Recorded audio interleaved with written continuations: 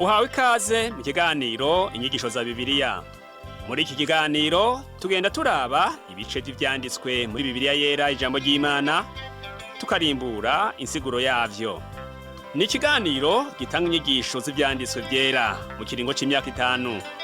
Inyuma y'icigwa turaguha inomero woturonderako igihe wogira ico ugomba guterera canke kubaza. Kaze twumvirize kandi twigishwe.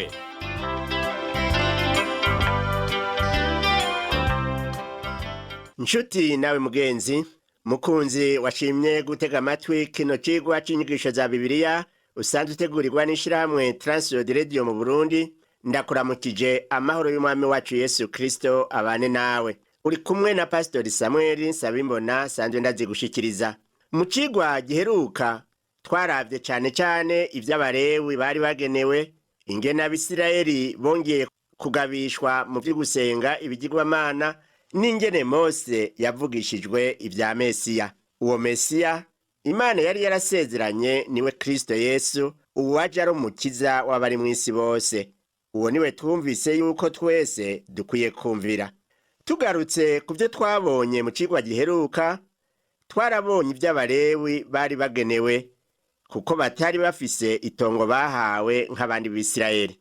Turavye ku murongo wa 2 wo mu gihimba ca 18 mu gitabu co gusubira mu vyagezwe, utubwira ngo abaherezi aribo Balewi, mbere umuryango wa Lewi wose ntibazogira umugabane canke itongo mu Bisirayeli, ariko bazotungwe n'ibimazi bizanirwa Uhoraho vyo gutongorwa n'umuriro n'ibindi yagerewe.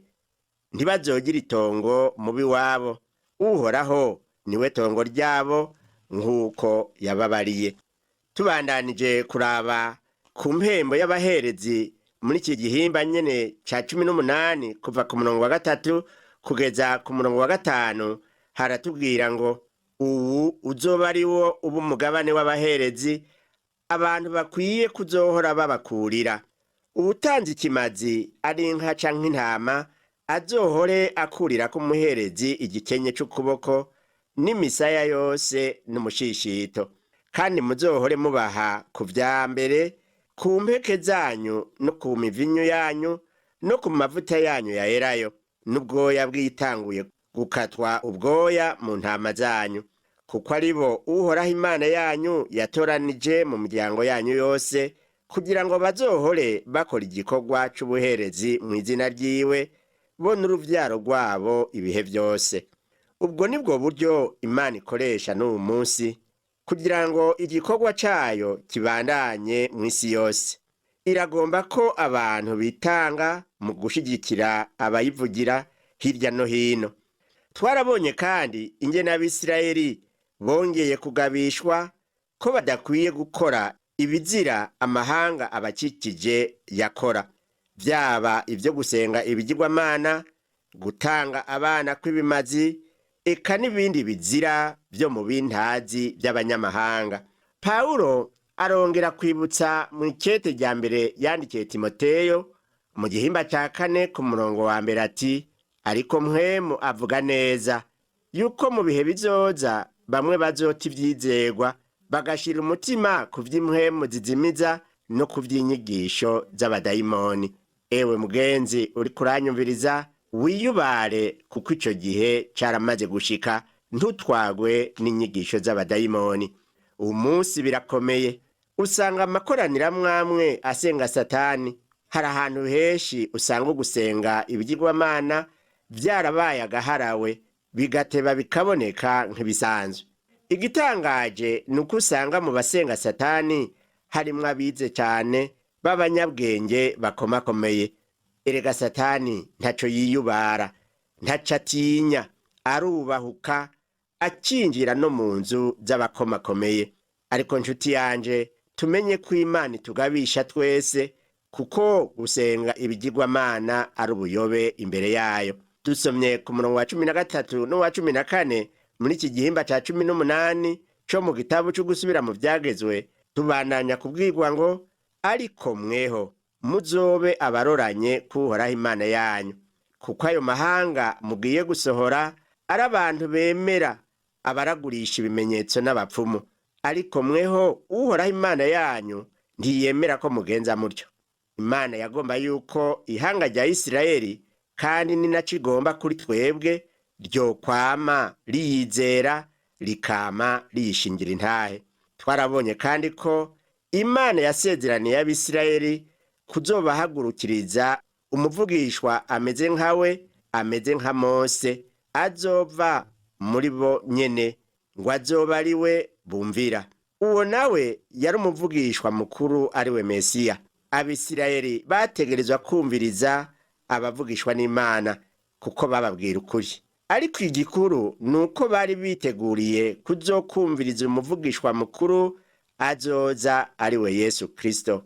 Kandi Imana ishimwe kuko Yesu Kristo ntiyaje kuvugishwa ku Bisirayeli gusa, ariko no kuri twebwe abanyamahanga bizeye izina ryiwe, niwe muvugishwa mukuru. Benshi baribaza uwo munsi igituma Imana itaciyerekana nka kera. Uwo munsi Imana yaramaze gutanga uwo Yesu Kristo, iramushikiriza abo mw'isi, irababwira iti nimumwumve.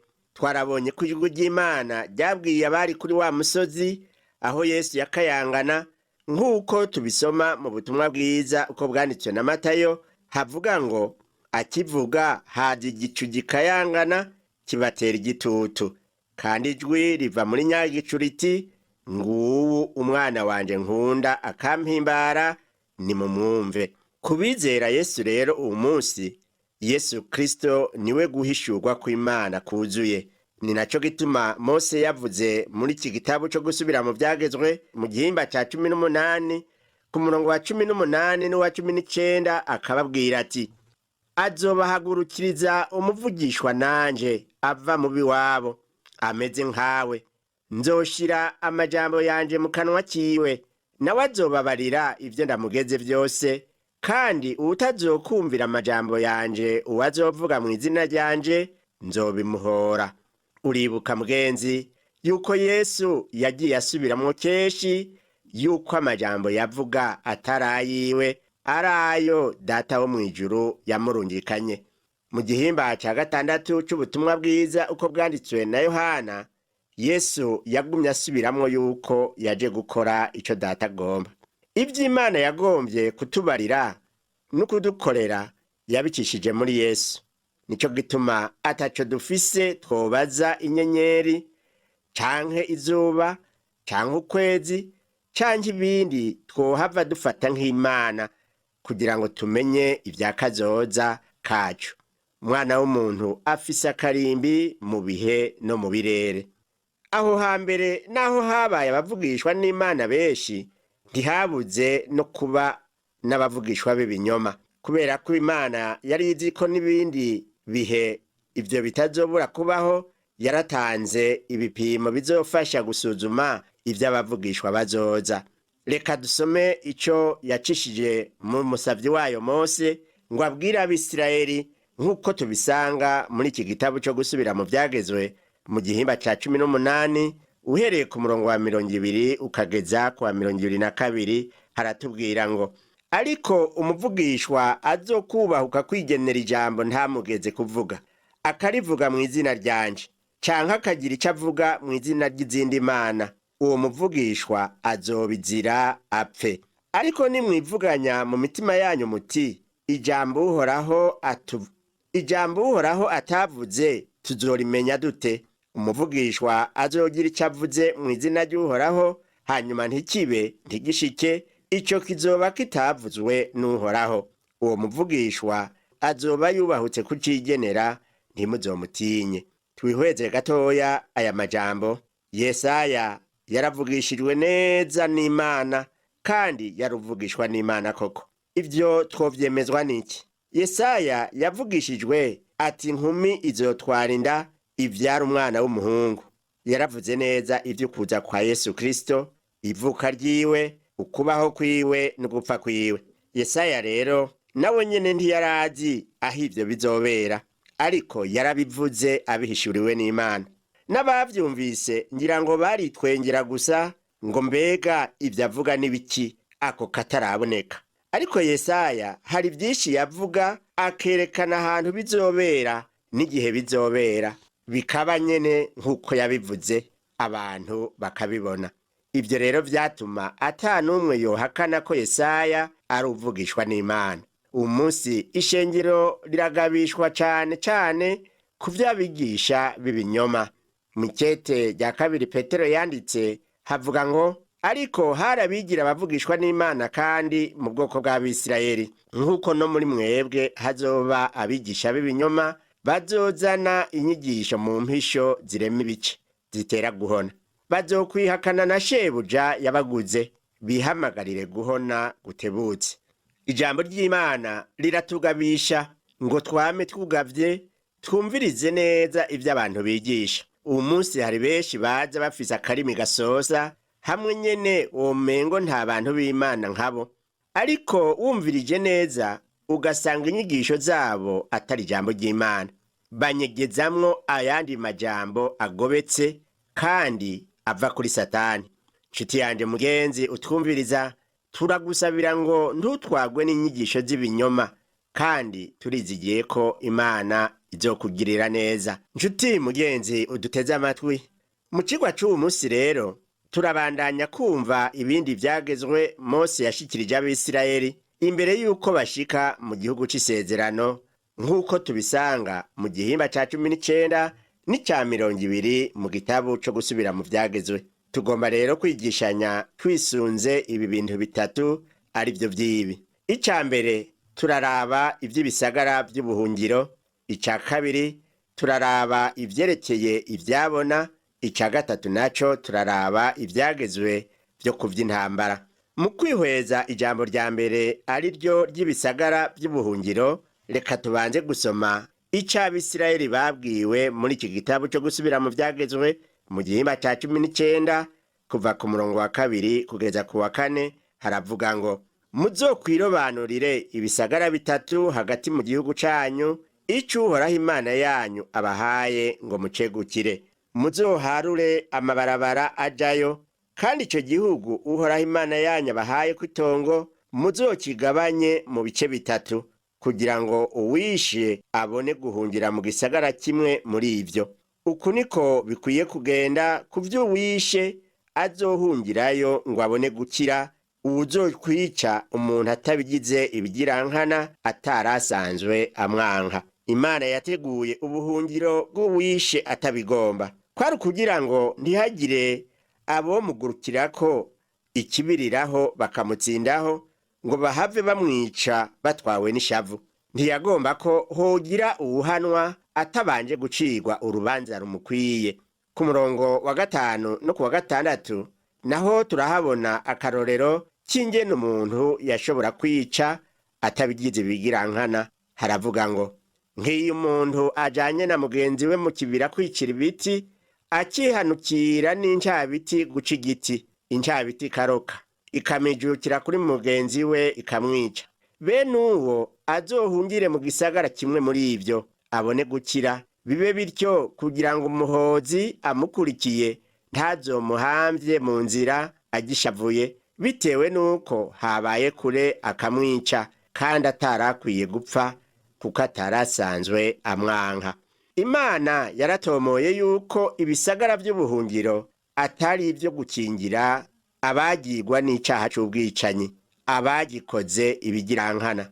Turasoma ku murongo wa 11 n'uwa 12 muri iki gihimba ca 19 c'iki gitabo co gusubira mu vyagezwe ngo ariko umuntu niyanka uwundi akamwibundira, agaheza akamuvumbukira akamwica, maze agahungira muri kimwe muri ivyo bisagara, abakuru bo mu gisagara c'iwabo bazotume kumukurayo bamushikirize umuhozi amwice. Reka twihweze ijambo rigira kabiri rivuga ivy'ivyabona. Turishimikiza umurongo wa 14 n'uwa 15 muri iki gihimba ca 19 co mu gitabo co gusubira mu vyagezwe. Iyo mirongo ivuga ngo nimwamara kwegukira amatongo mu gihugu Uhoraho Imana yanyu abahaye ngo mucinjire, ntihazogire uwushingura karimbi ku rubibe rw'umubanyi wiwe kashinzwe n'abahashitse ubwa mbere. icabona kimwe gusa ntigihagije kwagiriza umuntu ico yagabitanije canke ikindi caha ico ari cyo cose. Amajambo azoringanizwe bivuye mu kanwa k'ivyabona bibiri canke bitatu. Hano turabona Imana yubahiriza umuntu wese igategekanya uburyo bwo gukingira itongo ryiwe. Hanyuma kubona ingene Imana itemera ururimi rw'icabona kimwe gusa biratwigisha ingene ari Imana y'ubutungane, kuko akarimwe kumwe gakamwa imfyufyu, niko abarundi bavuze. Umuntu wese bibonetse ko ari cabona c'ibinyoma nawe nyene yarahanwa n'umuherezi n'umucamanza, yaca ahabwa igihano cohawe uwabeshewe. Ubwo bwari uburyo bwo kurandura ikibi mu gihugu. Uwo munsi urasanga ivyabona vy'ibinyoma no mu gihugu cacu. Bamwe bavuga ngo utabeshe ntasumira umwana. Mugenzi, niwaba icabona c'ibinyoma uzoba uri kurikwegera uguhanwa n'Imana. Umurongo wa 21 uratwereka ukuntu ivyagezwe byari bikaze. Uwo murongo wa 21 tuwusome uratubwira ngo ntimuzogirire akagongwe uwumeze atyo, ubugingo buzohogwa ubundi, ijisho rihogwa irindi, iryinyo rihogwa irindi, igikonjo gihogwa ikindi, ikirenge gihogwa ikindi. Erega niko vyari bimeze. Igihe c'ivyagezwe nticari igihe c'imbabazi. Uwu munsi ndashima Imana ko itangira urubanza ifatiye ku vyagezwe. Yarampaye agakiza ku buntu. Yaba twapimirwa ku vyagezwe twoguye kure, kuko vyotunanira kwitondera. Ijisho ryahogwa irindi, iryinyo rigahogwa irindi, ariko Imana ishimwe ko Yesu Kristo yitanze kugira ngo dukire igihano c'ivyagezwe mu kugirirwa imbabazi. Imana ihabwa icubahiro. Yesu Kristo amaze gupfa ku musaraba, hakaboneka amaraso y'isezerano rishasha, intebe y'Imana y'imanza yahindutse iy'ubuntu n'imbabazi. Ico ivyagezwe vyarondera cashikijwe aho Yesu Kristo yapfa akaturihira imyenda ku musaraba. Ubu rero Imana ikiza abanyabyaha ku buntu bwayo butangaje. Ijambo rigira gatatu twabonye ko tuganirako ni ijambo ryerekeye ivyagezwe byo kuvy'intambara. Iki gitabo cyo gusubira mu vyagezwe naho cahawe Abisirayeli kirimwe ivyagezwe vyinshi vyotubera ngirakamaro mu kubaho kwacu uyu munsi. Amategeko menshi yemewe muri iki gihe afise inkomoko muri Bibiliya. Ingorane iriho gusa nuko benshi uyu munsi batazi ijambo ry'Imana, na cane cane ko abashinga amategeko bataryitaho. Amakosa abategetsi bagira mu gushinga amategeko n'imigambi ngenderwako ni menshi, bigatuma haba amarira n'amaborogo. Ivyo vyose bigatuma nuko bari kure cane y'Imana. Imana ni ikwiye kuba umurongozi mukuru kugira ngo hashingwe amategeko ashobora gutunganiriza abantu bose. Hano muri iki gitabo cyo gusubira mu vyagezwe mu gihimba ca 20 ku murongo wa mbere naho haratubwira ngo nimwaja mu ntambara kugwanya abasi banyu, mukabona amafarasi, imikogote n'abantu babaruta ubwishi, ntimuzobatinye, kuko Uhoraho Imana yanyu yabakuye mu gihugu ca Egiputa azoba ari kumwe namwe. Aha rero turumvise ikintu cari gihambaye cane ku Bisirayeli, kandi no kuri twebwe uyu munsi ni gihambaye. Imana irabona ko hari bihe abantu bategerezwa kuja mu ntambara kugira ngo bikingire, ariko igihambaye nuko umuntu wese amenya ko ari kumwe n'Imana mu ntambara. Intambara itari mu Imana nawe wogomba ukayireka. Tubandanye turabe icyo Abisirayeli babwiwe ku murongo wa 2 kugeza ku murongo wa 4 muri iki gihimba ca 20 cyo muri iki gitabo cyo gusubira mu vyagezwe. Haratubwira ngo maze nimwashika hafi y'urugamba, umuherezi azokwegera abantu ababarira ati, nimwumve yemwe Bisirayeli, ubu munsi mwegereye urugamba ngo mugwane n'abansi banyu. Ntimusimwe n'umutima, ntimutinye, ntimugire ubwoba, canke ngo mubacikire ivutu, kuko Uhoraho Imana yanyu ari we ajanye namwe ngo agwane n'abansi banyu abahe kunesha. Igihambaye mu ntambara ni ukumenya ko Uhoraho ari mu ruhande rwawe. Abo Bisirayeli Imana yabategetse kugwanya abansi babo, maze basezeranira ko izobana nabo. Imana yaramenyesheje abantu bayo ibintu bine vyotuma umuntu yemererwa kuja mu ntambara. Ica mbere turakibona kuri uwo murongo wa 5 havuga ngo, maze abakuru bazobaze abantu bati, ninde ari hano yubatse inzu nshasha akaba atarayinjira? Nagenda asubire muhira, ntahavagwa mu ntambara, uwundi akaba ari we ayinjira. Umuntu amaze kubaka inzu nshasha akaba atarayinjira, ntiyabwirizwa kuja mu ntambara. Mu vy'ukuri umuntu nk'uwo umutima wiwe yaguma ushize kuri ya nzu, nta kindi caba kiri mu mutima wiwe atari kuba muri iyo nzu yiwe yacumukuriye. Yategerezwa rero guhabwa akaryo ko kuyibamwo. Ica kabiri naco tukibona ku murongo wa 6 havuga ngo, kandi ninde ari hano yateye umurima w'imizabibu akaba ataratamira ku nzabibu zawo? Nagenda asubire imuhira, ntahavagwa mu ntambara, uwundi akaba ari we azorya inzabibu zawo. Uwo muntu nawe nyene umutima uba uri ku ruzabibu rwiwe. Biboneka ko amaze kururyako yashobora guturura. Vyongeye Imana ntiyagomba ko hogira uwundi aza kwimbura uruzabibu atarimye ngo asorome ivyo atacumukuriye. Ica gatatu ni cerekana umuntu yimirije kurongora, nk'uko tubisoma ku murongo w'7 uvuga ngo, kandi ninde ari hano yasavye umugeni akaba ataramurongora? Nagenda asubire muhira, ntahavagwa mu ntambara, uwundi akaba ari we azomurongora. Uwo nawe ngo aba yishwe n'urukundo, kandi amaso akunda murabizi ngo ntabona neza. Yohava ashira umutima kuwa kunze, agahava awukura ku rugamba. Ntawo mutwara rero mu ntambara batabanje kumuha akaryo ko kurongora uwo yakoye. Reka twihweze ijambo rya 4 rivuga ku baba bafise ubwoba. Umurongo w'8 uvuga ngo, abo bakuru bongere babaza abantu bati, ninde ari hano atinye asimbwe n'umutima? Nagenda asubire muhira, imitima ya bagenzi biwe ntihave igira ubwoba nk'ubwiwe. Vyarashoboka ko umuntu yumva afise ubwoba bwo kuja kugwana. Uwo nta kundi ntiyashobora kuja mu bandi baja kugwana. Ubwo ni bwo buryo bwakoreshejwe igihe ca Gidiyoni mu gutora aboja kugwana. Imana ntiyemeye ko Gidiyoni aja kugwana n'Abamidiyani afise abasoda bashika 32,000 kuko bari benshi. Igipimo kiruta ibindi cabaye ico kubaza aboba bafise ubwoba kugira ngo bavemwo bisubirire muhira, hasigare abadafise ubwoba. N'ubu munsi birashika ko abasore bashobora guhunga igisoda kubera gutinya kuja mu ntambara. Hano hari ibintu bibiri bikuru bikuru Imana yagomba yuko abantu bayo bokwama bibuka imbere yo kuja mu ntambara. Ubwa mbere bategerezwa kuba ku ruhande rwayo, maze bakamenya yuko iri kumwe nabo. Ubwa kabiri abaja mu ntambara bategerezwa kwiyumvamwo ko bagiye atagahato.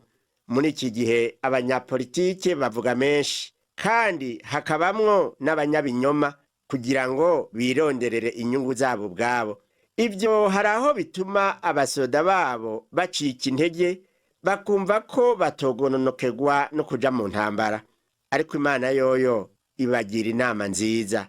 Niyo bikenewe ko boja mu ntambara, ibaha urutonde rwiza iba yabateguriye ngo ibafashe.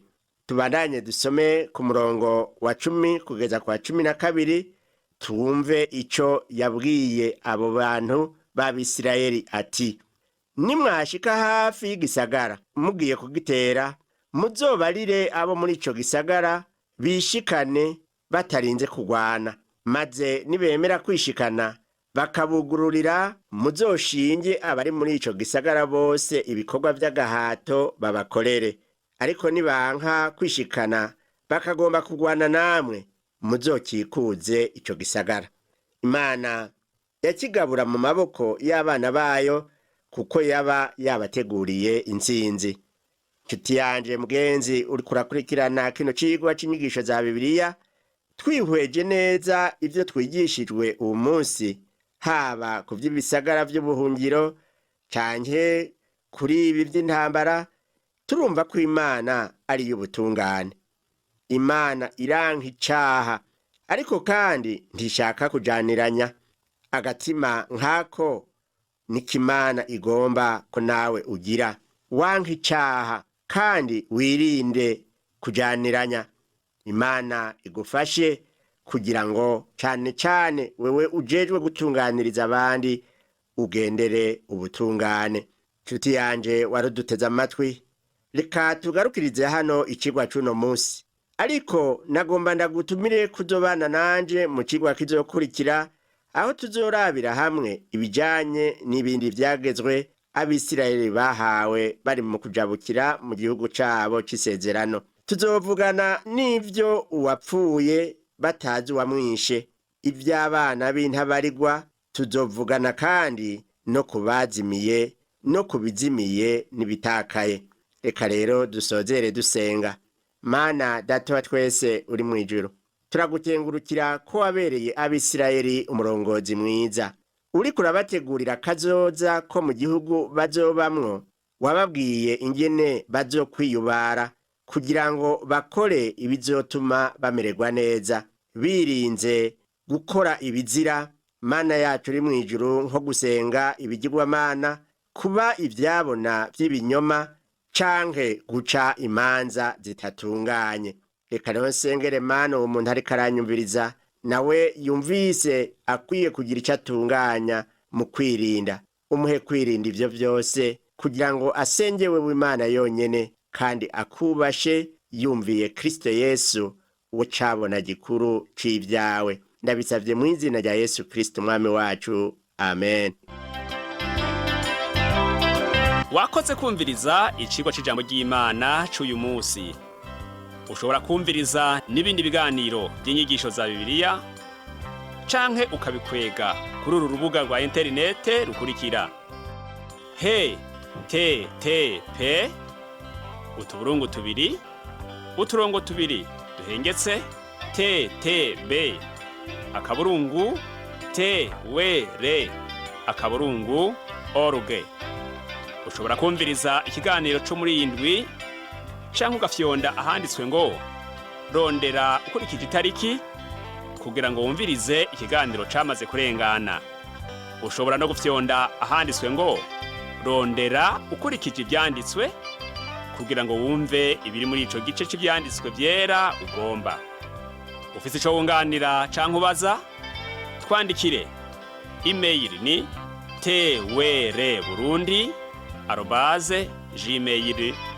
twrburundi@gmail.com. Ushobora kandi kudusanga kuri Facebook yitwa TWR Burundi. Ushobora no kutwakura kuri telefone yo mu biro. Inomero ni 22 24 26 57 mu masaha y'akazi. Canke kuri telefone ngendanwa, inomero ni 69 67 12 77 79 74 19 93. Udusanga kandi kuri WhatsApp, nimero ni 79 38 71 99. Yesu aguhezagire.